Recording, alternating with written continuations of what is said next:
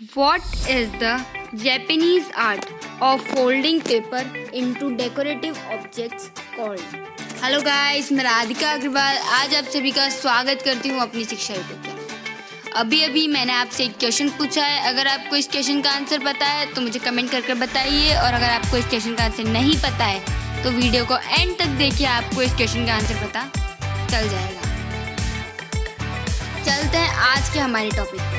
आज तो हम वैसे टॉपिक में पढ़ने वाले हैं कि इम्पोर्टेंस ऑफ लीडरशिप, बट अभी क्वालिटीज़ ऑफ लीडरशिप, जो इम्पोर्टेंस भी होती है। बट पहले हम लीडरशिप क्या होता है एक बार वापस उसका रिवीजन कर लेते हैं। क्या लीडरशिप है, लीडरशिप की ज़रूरत कहाँ कहाँ है, ये भी हमने बात की थी। जैसे बैंक्स में होती है, स्कूल्स में होती है, कंपनीज़ में होती है, और भी इंस्टीट्यूट्स में, और भी बहुत सारी जगह ऐसी होती है जहाँ एक लीडरशिप की ज़रूरत होती है।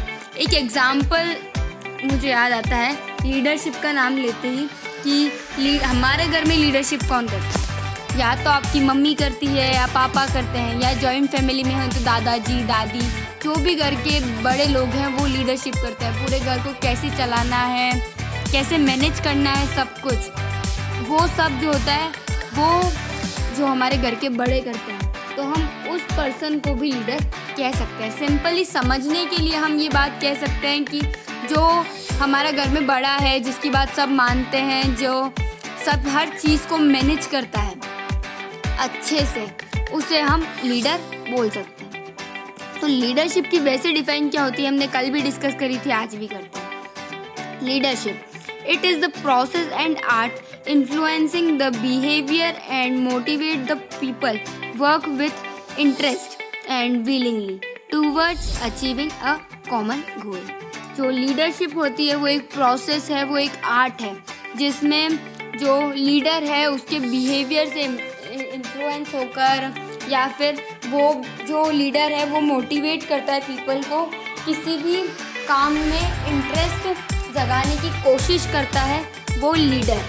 तो जो लीडर होता है वो हमारे कॉमन गोल्स जो होते हैं उन्हें कैसे अचीव करना है हमें ये भी बताता है, ये भी सिखाता है। तो लीडरशिप जो है वो एक बहुत ही इम्पॉर्टेंट वर्क है, और एक किसी भी चीज़ को ऑपरेट करने के लिए, मैनेज करने के लिए एक लीडर का होना बहुत इम्पोर्टेंट है। चलते हैं क्वालिटीज़ पे। लीडरशिप की क्वालिटीज़ क्या क्या है? Qualities of leadership: first, sound health; second, sharp intelligence; third, self confidence; fourth, motivating ability; fifth, technical ability; sixth, capacity of take decision. तो चलते हैं फर्स्ट पर। हमारा फर्स्ट है sound health. If a leader does not have good health, then he will face lot of complications in getting task completed. So it is rightly said that sound mind exists in sound।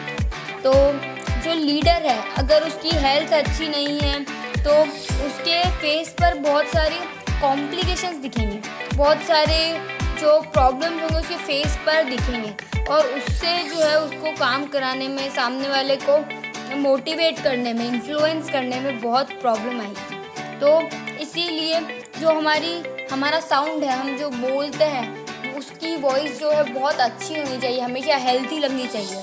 तो ये जो point है वो बहुत important point है।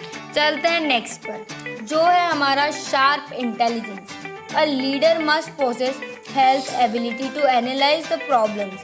He should be mentally alert and competent enough to tackle the problem। एक leader जो होता है उसकी जो मेंटली एबिलिटीज़ हैं वो जो बिल्कुल इतनी अच्छी होनी चाहिए कि वो प्रॉब्लम्स को जल्दी से एनालाइज कर दे, उनका जल्दी से सॉल्यूशन जो है वो बता दे।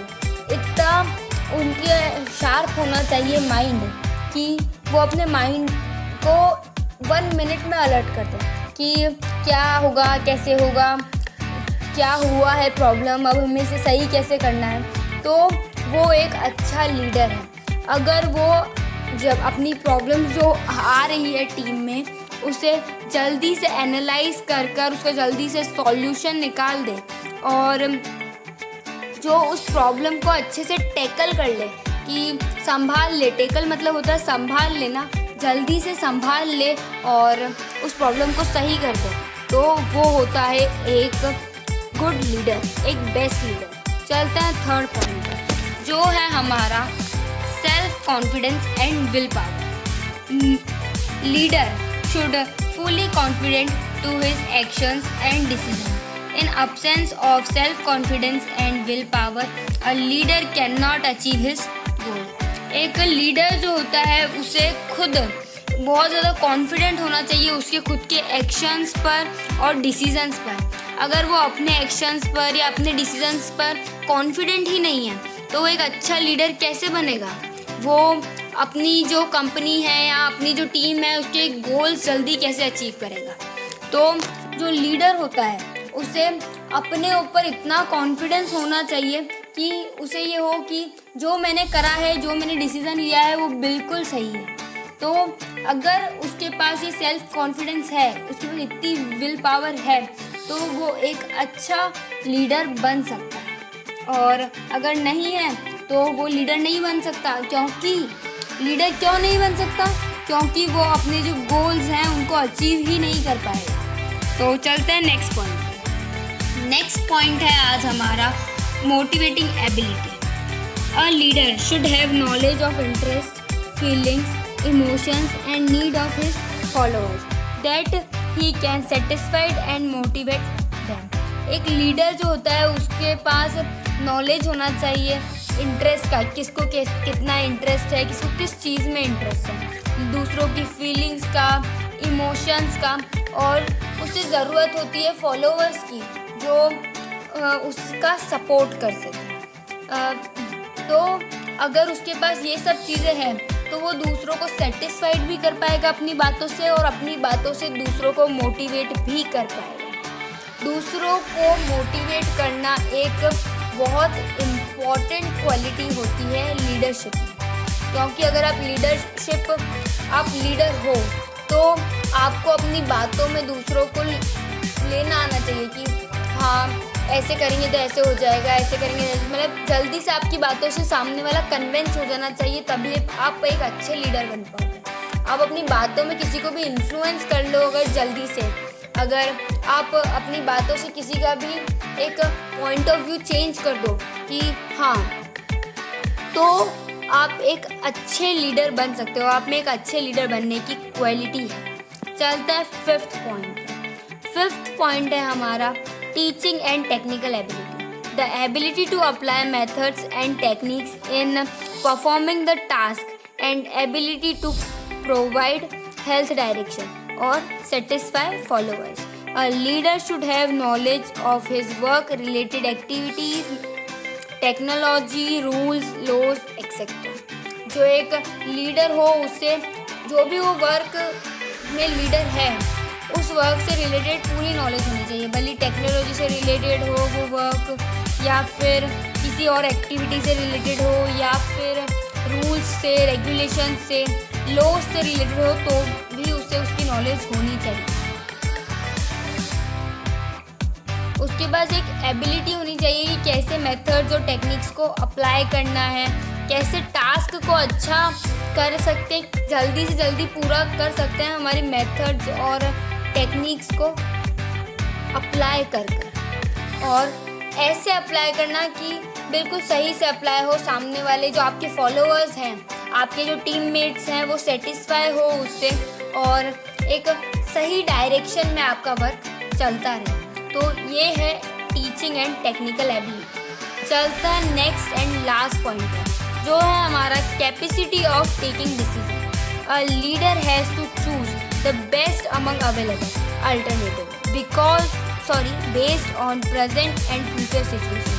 A leader should have sound judgment power.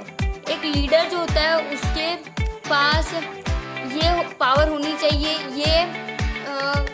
ये बोल सकते हैं हम कि उसे ये आना चाहिए कि वो जल्दी से अपना डिसीज़न ले और अपना अगर डिसीज़न ले तो उससे उस पर इतना भरोसा हो कि वो डिसीज़न बिल्कुल सही है। वो डिसीज़न गलत नहीं हो सकता। उसके बाद एक कैपेसिटी होनी चाहिए कि राइट डिसीज़न लेने की, तभी वो अपने फॉलोवर्स को खुश रख पाएगा। वो अपने पास्ट और फ्यूचर को देखकर जो डिसीज़न लेगा उससे ही उसके जो होंगे टीम अच्छा वर्क कर पाएगी और उसे फ्यूचर में अच्छा रिजल्ट मिलेगा। तो जो लीडर है उसके पास एक साउंड जजमेंट पावर भी होनी चाहिए। मतलब एक जजमेंट पावर है कि फटाफट से किसी भी चीज़ का सॉल्यूशन निकाल लिया, फटाफट से जज कर दिया कि किसी भी चीज़ को, तो वो एक अच्छा लीडर बन सकता है। चलते हैं आज के क्वेश्चन की तरफ। What is the Japanese art of folding paper into decorative objects called? तो इसका आंसर है origami. So thank you guys for this video. I will see you in the next one.